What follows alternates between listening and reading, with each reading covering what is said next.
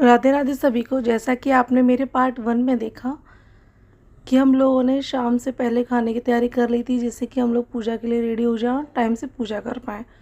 तो उसके बाद ये है पार्ट 2।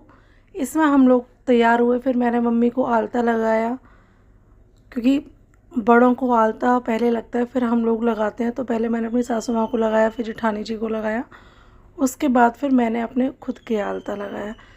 आपके यहाँ भी आलता लगाना ज़रूर, हमारे यहाँ आलता लगाना बहुत ज़रूरी होता है, चाहे आप पैरों में मेहंदी लगाएं या कुछ भी लगाएं, लेकिन आलता लगाना ज़रूरी है। इसके बाद फिर मम्मी ने बोला कि चलो कहानी सुन लेते हैं, तो हम तीनों सास बहू मिलके पूजा के लिए बैठ गए। अपनी अठावरी जो भी सामान हमें रखना था वो सब हमने रख लिया, और मम्मी ने फिर कहानियाँ सुनाई। हम लोगों ने पूजा की, मैंने, दीदी ने, मम्मी ने, हम तीनों ने मिलके पूजा की। अच्छा, आप लोग मुझे बताना कि आपके यहाँ पूजा में ऐसा क्या अलग होता है।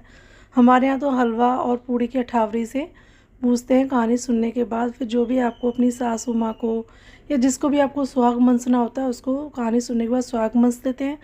फिर जब चाँद निकलता है तो उसके बाद अर्घ देते हैं।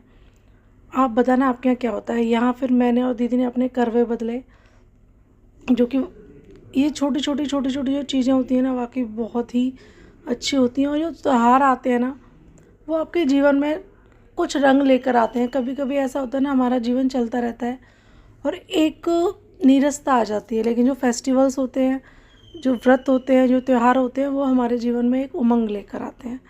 तो यहाँ मैंने और दीदी ने पूजा कर ली थी, और अपना जो भी मनसना था मम्मी को, वो हम दोनों ने मनस दिया था। उसके बाद फिर गोपाल जी को माला मैंने चढ़ाई, फूल वगैरह चढ़ा के, मतलब अपनी पूजा ख़त्म की बेसिकली। अच्छा, आप लोगों के यहाँ अहोई अष्टमी मनाई जाती है, क्योंकि इसके बाद हमारे यहाँ अहोई अष्टमी भी मनाई जाएगी। यहाँ फिर मैं और दीदी कुछ कुछ मस्ती कर रहे थे। दीदी ने मेरे बालों में गुलाब लगाए। आपको पता है चाँद निकल से पहले का टाइम कितना लंबा लगता है, तो बस हम वही टाइम कर रहे थे। यहाँ भैया ने दीदी के बालों में गजरा लगाया। कुछ क्यूट मोमेंट्स जो होते हैं ना, वो कैप्चर हो जाते हैं, और वो वाकई लाइफ टाइम याद रखने वाले होते हैं।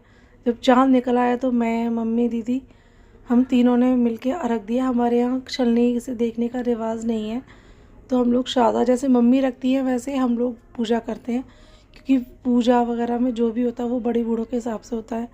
मैंने अर्घ दिया, मम्मी ने अर्घ दिया, दीदी ने अर्घ दिया, हम सब लोगों ने अर्घ दिया। अर्घ देने के बाद जब हमारी व्रत पूरा हो गया, उसके बाद हम लोगों ने अपने बड़ों के पैर छुए। जैसे मैंने मम्मी के, दीदी के, पापा के, सबके पैर छुए। उसके बाद फिर दीदी ने भी सबका आशीर्वाद लिया, क्योंकि कोई भी व्रत, कोई भी त्यौहार बिना आशीर्वाद के पूरा हो ही। यहाँ से शुरू होगा बर्थडे का व्लॉग, जो आएगा पार्ट 3 में।